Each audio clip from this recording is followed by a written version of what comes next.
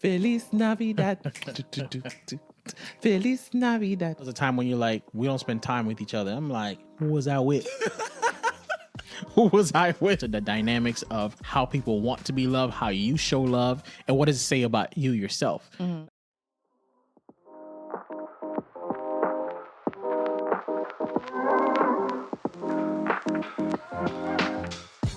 Welcome to the NOIRPOISED podcast, where wisdom is power is more than just a motto.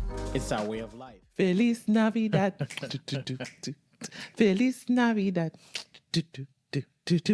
Merry Christmas to you and yours from us and ours. We hope you're having a good time with your family or you're snuggled up on the couch like us. Mm-hmm. Either way, have a drink for me. A nice glass of wine. But in honor of the holiday season and being surrounded by loved ones and family, we always want to have conversations that will resonate with you this season. So we've had this conversation to some extent, but it was more relationship based. And over the years, I've come to realize the importance of applying it also to family members, and that's love languages. If you haven't heard of the term love languages, there's a book called The 5 Love Languages, and I honestly recommend everyone read it. It doesn't matter if you're single, married, in a relationship, or all whatever. It doesn't matter. I think it really does help you understand people on a general scale and just know how to approach the dynamic of your relationship with that person. It has 5 love languages that it discusses, and it's quality time, words of affirmation, gifts, physical touch, and service. Yes, that's what it was. Service. So those are the 5 love languages that it discussed. Now, there could be more out there. I've heard people say that food is one, and listen, food could be my love language. I ain't got no problem with that. But I do think it's important to apply it with your parents, your siblings, your loved ones, because it just allows you to get more from the relationship and allows the other person to also get more from the relationship. So with that being said, y'all probably around family members this season, and there's probably that one person that always gets on your nerves or always something wrong. Maybe more than one. Or maybe it's the opposite. God bless you. But maybe take into consideration this conversation when trying to understand that person a little better or even spend time with that person. Sometimes you think that you're loving people the right way, but you're actually loving them according to how you want to be loved versus how they desire to be loved. So looking at what they crave and what benefits them is important versus doing what you think they need or doing what you think would be a good idea. So for example, this holiday season, everyone's probably giving gifts, right? And if you know me, I don't care for gifts. I really don't. Nonetheless, I'm grateful, and I always take it with an open heart. But gifts has never been a thing for me. It's usually quality time. That's really what it is. And now that I'm a mom, service is actually becoming one of them, I think, surprisingly. Yeah. But gifts is not a thing for me. So for the holiday season, of course, there are times I get gifts from people, and there are times people just visit me for the holidays. And quite frankly, I prefer the visit or allow me to visit you. But I prefer having the quality time with people that I love versus sending me a gift. Like if you're going to send me something off of Amazon, don't waste your time. It's going to get returned, just so you know. Dang, it actually just sits here. I think that's and what then happens. It gets returned out. It actually sits in my home for about a year or two, and then I give it away because I'm like, I don't need this, and I don't. That was actually one of the bigger surprises for me with the book, The 5 Love Languages. Sometimes you think you might be loving someone, and it's not that they don't appreciate it or not receiving it, but it's going into a void because it's not how they want to be loved. Yeah. And then they look at you like, you're not really there for me, or, I thought it seems like you don't care enough. That was, to me, the biggest surprising thing. And I never really thought about applying it outside of our relationship, as weird as that sounds. Yeah, because people think of love and they think of relationships, and it's not really about relationships. Like I think you could use it with your parents too. Like I gifted it to my mom. Yeah, I got the French version and I gave it to her, and I think y'all all should do the same thing, especially if you Haitian. They could benefit from it, but I think it's important to apply it to your parents and understanding how they want to be loved, and also them understanding how you want to be loved. Yeah, because it kind of breaks that whole parent-child dynamic when you become an adult. Yeah. I recommended that book to someone before, and they gave me a face like, I think I remember. I know exactly what you're talking about. And But that person has read it now. yeah, they have read it. And I think if there's no way you would read it and not appreciate it. Yeah. But if you had to say maybe what was your selling point, like what made you want to read it? Us. Honestly, it was when we were dating that we read Mm-hmm. it together. Remember, we wanted to start reading books together. Like, Yeah. well, not necessarily together. Well, we did read it together. Yeah, we did. But it wasn't necessary that we wanted to read it together, but we wanted to read the same book at the same time and then kind of like debrief Yeah. on it. And that was one of the books that I wanted because I wanted our relationship to work. I think it's a form of applying maintenance, honestly. Mm-hmm. Like if you put in the work to understand the other person's love language, I think it can be a form of relationship maintenance because it's only going to help improve things. And then it gives you like, it makes you realize what you're doing that's right and what you're doing that is not so right. Mm-hmm. So that was really my interest in it. But how would you sell that to someone who's not thinking about love languages, who, you know, has relationships and think they're doing just fine? Because I think a lot of people, you don't know what you're missing, or I should say, you don't know what could be improved until someone points it out. And that was the case for me, where I thought I was an awesome person in the sense of, you know, I show people love.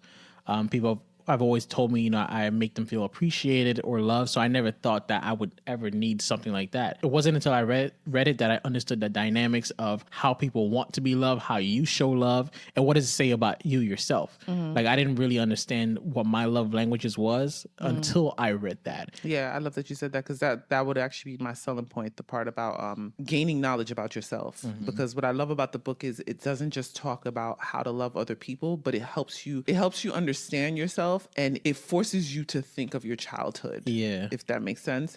It forces you to think of your childhood, and it naturally makes you question yourself. And I think anything that makes you question yourself is a great read. Yeah. Because the whole point is to grow and to learn. So if it's forcing you to question yourself and question your childhood and how you operate, I think that's naturally gonna open the door for growth to occur. Yeah. If you choose to allow that to happen. It's going to force you to examine yourself in a way that's going to bring growth into your life and into your relationships, not just your love relationship, but your parental relationships, your sibling dynamics, and your friends. Like it forces you to elevate. I would also say that it reduces conflict because I think that's what it did for me when I started understanding it within my relationships.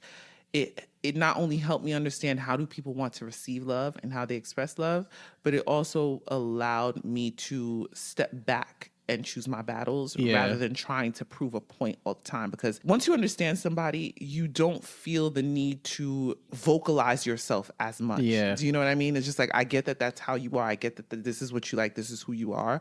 I'm not going to get into an argument with you. Right. So for me, it reduced conflict in a lot of my relationships. And I think that's always beneficial. Yeah, because you know what it is versus trying to figure out what it is. Right. And I saw that 23% of U.S. adults said that they only sometimes, rarely, or never get the social or emotional support they need. So I think that's partly because people don't really know how to love each other. Like we have the general idea of what love is. Love is kind, you know, love is saying nice things or doing nice gestures. And that's not to say that's not what it is. But after reading that book and applying it to our relationship, it made me understand where I need to direct my focus, where I shouldn't be, you know, I literally used to spend time online trying to buy you something. Yeah. Like I still remember the type of boot, like I kid you not, I spent Christ. 5 hours looking for that boot trying to surprise you. And I couldn't find it, but I'm thinking to myself, she's going to love it. She's going to be so happy. Thank God you didn't. Thank God you And didn't. I used to see these cliche acts in movies and think like, oh yeah, that's romantic. I'm going to do that, you know, these grand gestures or whatever. But it wasn't until I read that book and I understood you that I'm like, oh, I understand that it's the little things that count with you. It's the meaningful things. Like it doesn't have to be anything great or gesture or expensive. Thank God for that. But it's all the little meaningful things. So it made me know where I could focus. And if we're talking about family itself, I think that people would see their relationships improve if they could direct that same energy towards their mother, their father, you know, their siblings, their in-laws or something. Like try to find what it is that they love or how they love and apply it that way. And it's time saving. And one thing 100% true. Time saving, because like you ever talk to somebody and you're trying to explain something to them, and because they just don't understand like the background of it, it's not getting through their brain. But when you both understand each other as far as like how you think when it comes to certain things, or what your love language is, that conversation is now purposeless. Yeah. Like you don't need to have it anymore because there's that understanding. Yeah. They get where you're coming from. I did something for my mother that I didn't even think about. It was nothing. Mm-hmm. It wasn't until like a few days later that she called me and she told me, you know, when you did that for me, it made me feel really special. Mm-hmm. It made me feel like important. Mm-hmm. And here I'm thinking like it's no big deal. Like I definitely forgot about it. It reminded me of what we're talking about right now, mm-hmm. where sometimes you think it's the grand gestures that is meaningful to someone when it's literally the small things. Mm-hmm. Because that was her love language and I wasn't aware of it, it meant a lot to her. Whereas mm-hmm. for me, it was just a mm-hmm. regular thing. And I'm glad that she said that to me because it reinforced to me how you can make someone feel special or feel loved just by doing the little things mm-hmm. that count. And I think it helped, honestly, not just with her, but I've seen over the course of my family doing the same thing with my father, where you know him, like we try to throw him a birthday thing. He's like, don't care. I don't want to show up. You know, yeah. Literally. Can you imagine? I'll come another time or something. Can you imagine? But I don't know even know what bucket of love language he falls under. I noticed that there's certain things that I do for him mm-hmm. that he starts, you know, he glows up mm-hmm. and things that I, in my opinion, I'm like, this is nothing. Why would you like this? Mm-hmm. I noticed for him, if I was to call a member of his side of the family mm-hmm. just to check on them and word gets back to him, that puts him on cloud 9. Mm-hmm. So you never really know what he's family oriented. Yeah, he's family oriented. And you never really know how someone truly wants to be loved until you understand the dynamics of a love language. Very true. Yeah, it's funny because like with your dad, he won't actually tell you, you know, check on this person or call this person. But clearly it's something that's important to him. Yeah. Because sometimes people won't vocalize what they actually need and want. And oftentimes because they really don't know. Yeah. But there's times they don't know how to vocalize it. So understanding the 5 love languages or love languages in general, it forces you to look at actions versus just what they're verbally telling you. Yeah. So for example, I have people in my life where they say their love language is, you know, A and B. And I'll look at their actions and I'll realize like, oh, they actually show that they are into D too. So let me do something there. And you realize they appreciate it. And I think that's what you just said about your dad. Like he probably doesn't even know that that's a love language for him. He's just like, that made me feel good. Yeah. You know? So understanding love languages allows you to be able to read people in a way where even if they don't tell you like, this is what I want from you, you're able to pinpoint and realize like, oh, so I notice you like when I give you hugs more often. Let me do that a little bit more. You know, that's good. Other than outside of our relationships, have you actually seen progress in your relationships, whether it's with your mom and other family members? For sure. Because of the book? Yeah, for sure. Specifically in my friendships. I think I stopped trying to make everyone fit in the same box, and I started applying some of it to them specifically. Does that make sense? Yeah. So I used to think like, yeah, I have a friend. Yeah, I'm going to spend time with all of you. I'm going to buy gifts for all of you. I'm going to do this with all of you and for all of you. And I started to really look at them as individuals a little bit more because of the book. And I prioritized the things that I know that were important to them. So there may be some friends now where I'm like, all I got to do is video call you and check up on you, and that's enough for them. Yeah. Whereas another person, if I send flowers to your house for your birthday, it's a big deal versus if I was to go see you on your birthday. And then there are other ones where like they'll appreciate me going to see them, even if it's for like 2 hours, versus me just saying like, oh, I saw this and I thought of you. Yeah. So I do that now specific to their specific to their personality versus trying to do the same things for everyone. Like, I don't try, if I go see one friend, I'm like, oh, I got to go see this one too. I got to go see that one. I don't do that anymore. I'm like, I know you value time, so I'm going to make the effort a little bit more to see you in person versus, Another friend, I'll notice like, oh, you don't need me to come visit you that often, but if I buy you a gift, it's like it means the world to you. So then I'll buy that person a gift, and I'm like, I saved my time on going to see you. So definitely, I've seen improvements, and I've seen improvements even with like my sibling, with family members. I definitely noticed a difference. Any negatives you would say? That's a good question. I think there might be, because negatives, I mean, it's not really a negative, but you know how when another person's not aware of it, so you trying to explain it may come off like a know-it-all almost. Well, you know. You know how that feels. But yeah, in that way. But I don't really view that as like necessarily a negative, but it may cause like annoyances if the person is not ready to receive the information or they're not into it. One of the negatives that I found was sometimes you could, well, two technically. One, you could try to put somebody in a bucket.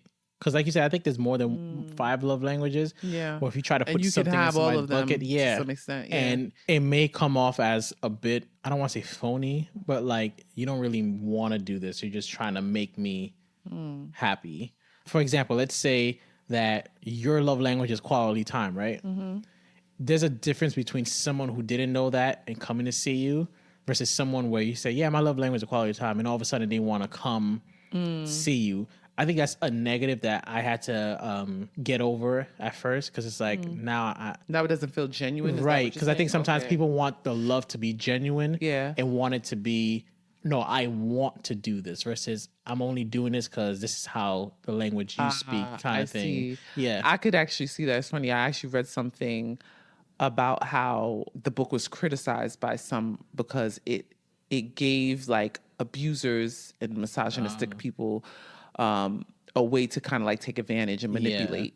And I could see that a little bit, because now that you're saying that, you're just like, okay, I know she like quality time, so let me just show up every now and then. Yeah. Even though I'm not liking or wanting to do it, I'm going to do it just to kind of like get what I want from that person. Yeah. And I could see that happening specifically in the dating realm. Like if you're dating someone, if you're like a terrible person and you're trying to manipulate people into getting what you want from them, I could see it going that way. But I guess that's when your discernment pick up, right? Yeah. So I mean, your discernment should be able to pick up if the person's genuinely doing this because they love you versus you just doing this just to get something from it. Because I don't think there's anything wrong with, if I know something about you, it makes you happy, I don't want to do it for my sake, but I do it to make you happy. I actually think that's a good sign, because it shows that I'm putting your happiness over my desires, which means you love me. You're willing to do something you're not into for the sake of me being happy. I think that's a good thing, as long as you're not expecting something in return. Yeah, I don't know. That makes me feel uncomfortable. Really? Honestly, yeah. If I know that someone's doing something and in their heart they're like, I don't really want to be here doing this, but I'm gonna do it to make you happy. Yeah, I'm like, I think it's because you have a problem with making other people uncomfortable. Yeah, but who wants to make other people uncomfortable? Yeah, I get it. But if it's like a relationship that you value and you're trying to grow in, I feel like if the person is doing something for your happiness, there's gonna be a portion of it that makes you feel so grateful that they're willing to do that for you, that you can look at it from a different perspective. Yeah, I can see that too. I think the mindset I'm thinking about is people who you don't want to do it, but you feel obligated to do it. I think that kind of takes it away. The second thing is sometimes you're put into your love language bucket, and that's not the only way you want to be loved.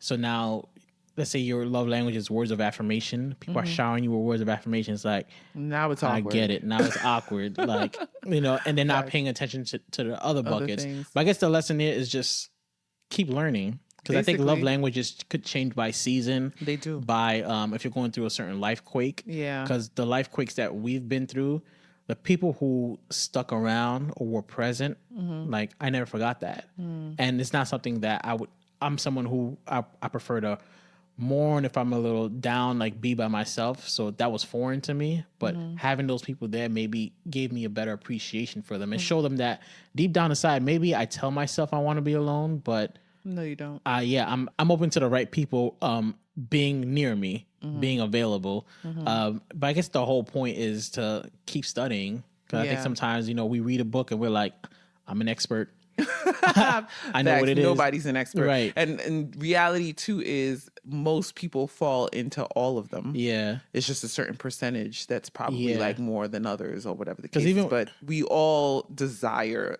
all of them to some extent. Yeah. Because even with us, when I first discovered that your love language is quality time, I'm like, all right, I'm going to be as close to her as possible. And there are times I don't want that. And then I'll never forget there was a time when you're like, we don't spend time with each other. I'm like, who was I with? Who was I with? Like, I actually remember this. And I took that quality time and bucket and I found another bucket inside that said it's not just about quality time, not just about sitting next to the person watching the TV, but it's intentional. And more than intentional, but with you is conversational. Like it's not just about talking to you. How was your day? Yeah. What did you eat today? Or whatever I don't random like stuff. Surface level conversations. Right. I gotta ask you like deep, profound questions that make you put your phone down and say, let me think about that. And I think that's the case for a lot of people. So I think the more you learn about someone, the more you could learn how to love them. And it could just be me looking too much into this, but there were times where I felt like it changed your mood when I intentionally had, spent that time with you. It's almost like restoration. I don't know. I guess it fills my cup. Yeah. And there's something about filling or helping the cup of someone who you love getting filled. That's very satisfying. I think it fills you up as well. Yeah. So this holiday season, one thing I'm definitely going to be doing is going through my list of family members and loved ones and seeing like, how could I show you that I do love and appreciate you? Because it's sad that it's not until someone passes or they're never the same that you're remembering all these good things. And I'll never forget someone, I think it was The Game, who I think it was after Nipsey passed, and the Game said like, don't talk about me when I'm dead. Like, give me my flowers right now. And I never forgot that. And I think one of the ways we do give flowers is by intentionally trying to love the people that are in our lives. I love that. That's a good close. We're gonna close right here. What do you think? We I mean, let me just say this part though. During this holiday season, when you're with family members, no matter how annoying they may get, maybe think of what's really making them annoyed. And also, how can you love them differently that will be satisfying for them? That's the moral of the story. Love that. And we're out. Thank you for spending your time with us. We hope you gained some knowledge today that'll promote poise in your life. We have new episodes uploaded every Thursday right here, same place, same time. Until next time, you can follow us on Instagram at NOIRPOISED Podcast to stay connected. That's NOIRPOISED Podcast. We'd love to hear your feedback. And remember, your wisdom is power.